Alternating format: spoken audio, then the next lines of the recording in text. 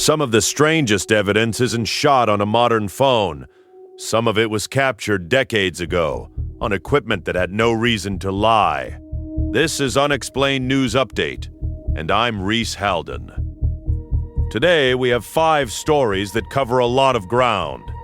We start in the archives of old astronomy, move underground into ancient Egypt, revisit a blurry video that refuses to go away, stop for a moment to look at a viral health panic tied to the planet itself, and close on a very specific question about missing military footage and a deadline that already passed.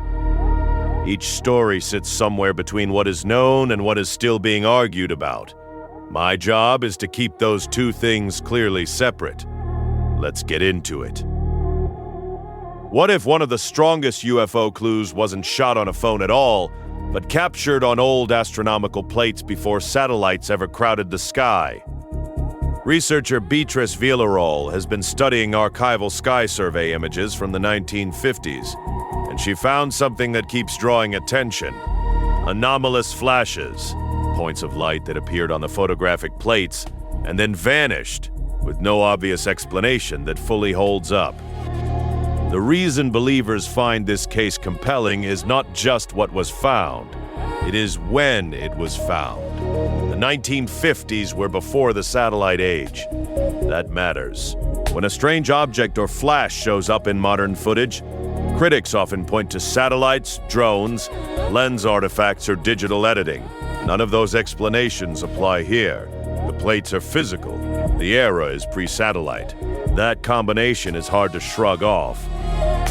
The research has also touched on a possible correlation with nuclear testing activity during the same Cold War period. That is an intriguing angle, but it is important to say clearly, a correlation is not proof. Two things happening around the same time does not mean one caused the other, and that link has not been confirmed. What we are left with is a historical mystery that lives in a place skeptics find harder to reach. It is not a blurry phone video. It is not a digital file someone could have manipulated. It is an anomaly sitting inside decades-old scientific material, and it has not been fully explained. Villarroel's work has been covered by outlets including C.News, and references to the Palomar Sky Survey are part of the broader discussion. The mystery is real as a research topic. The interpretation, though, is still very much open. The strongest takeaway here is not proof of any craft. It is that the question survives in a form that is genuinely difficult to dismiss. From old skies to old stone, our next story asks whether another famous site is being underestimated for what it really took to build. Why do a set of giant stone boxes in underground Egypt keep making people feel like history is hiding something? The Serapeum of Saqqara is a real archaeological site in Egypt.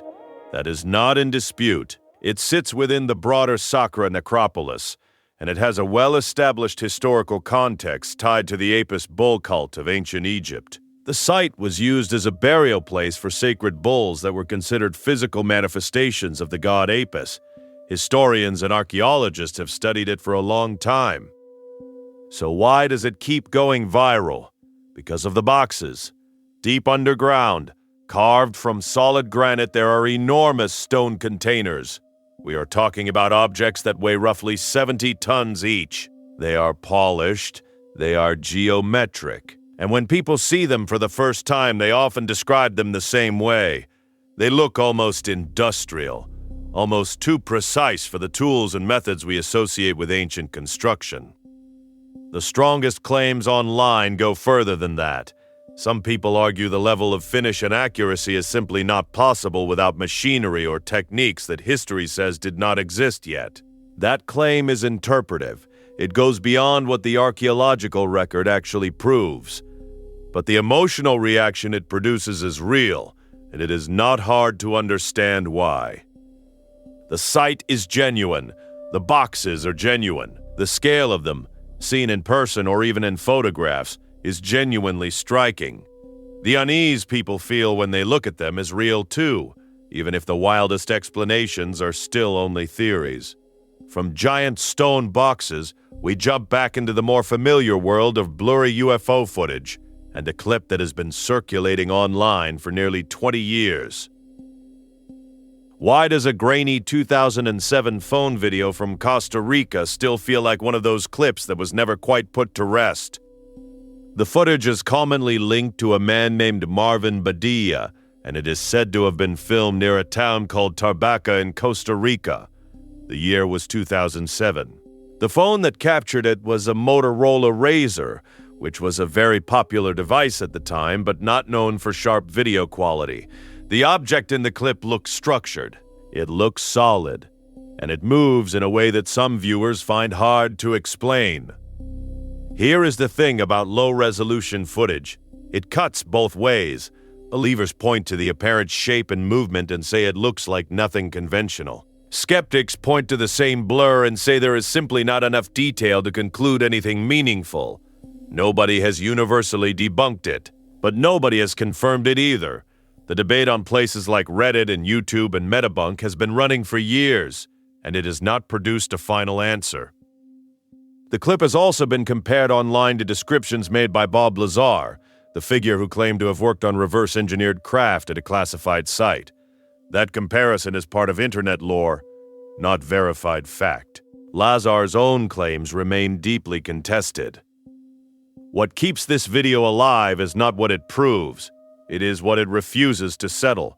The object is ambiguous enough to keep both sides talking, and old enough that it carries a kind of nostalgic weight. It feels like it comes from a time before everyone had a camera, and before every unusual sky event was immediately cross-checked online.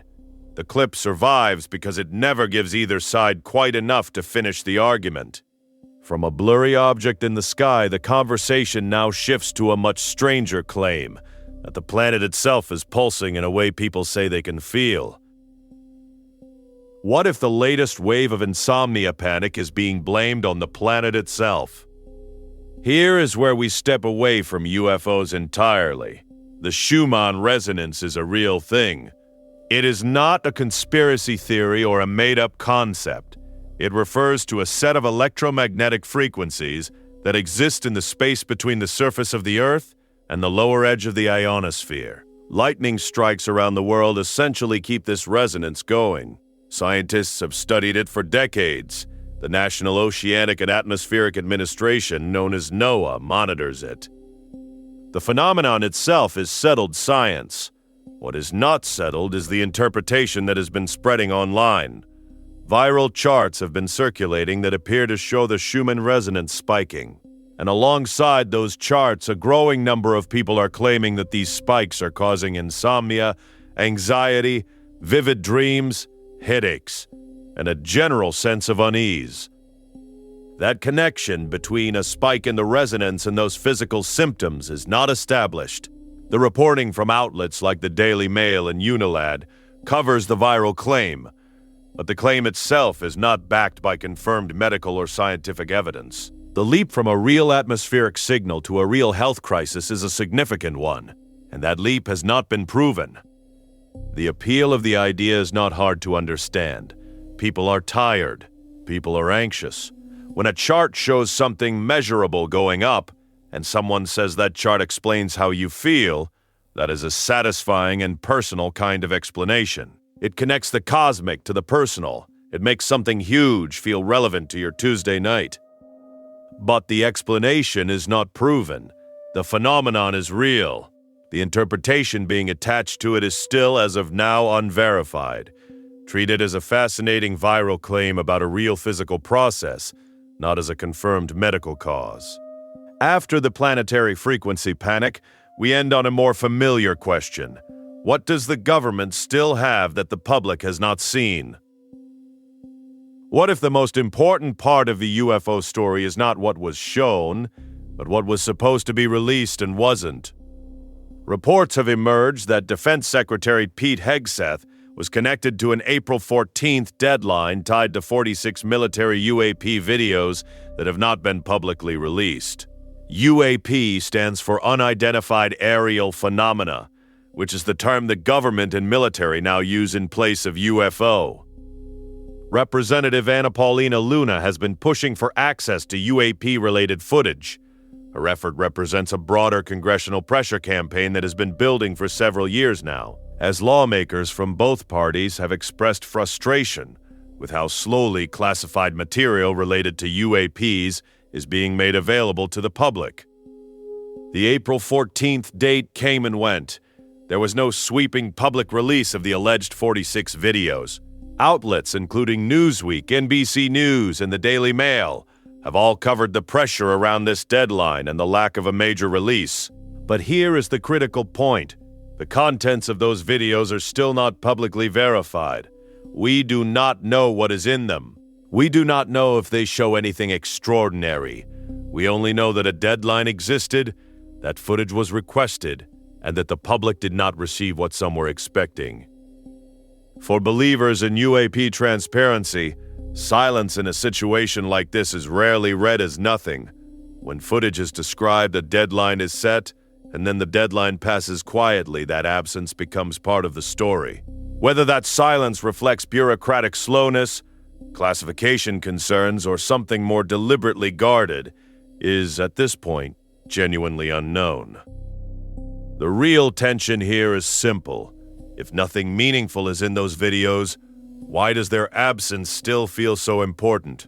That question does not have an answer yet, and for now, the waiting continues. That is where we leave things today. 5 stories. Old astronomical plates, underground stone boxes, a grainy phone video that refuses to die, a viral panic about the planet's frequency, and 46 videos that a deadline could not unlock. What connects all of them is something that keeps showing up in this space, the gap between what is real and what is proven. The Schumann resonance is real. The Serapeum is real.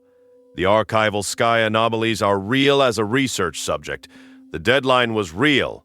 What is still uncertain is what any of it ultimately means. That uncertainty is not a failure. It is exactly why these stories keep drawing people in. The questions that do not have clean answers tend to be the ones worth sitting with. If you enjoy this kind of story, you can follow Unexplained News Update wherever you listen to podcasts, and leaving a rating or review really does help more people find the show. I'm Reese Halden. Stay curious, stay grounded, and I'll be back with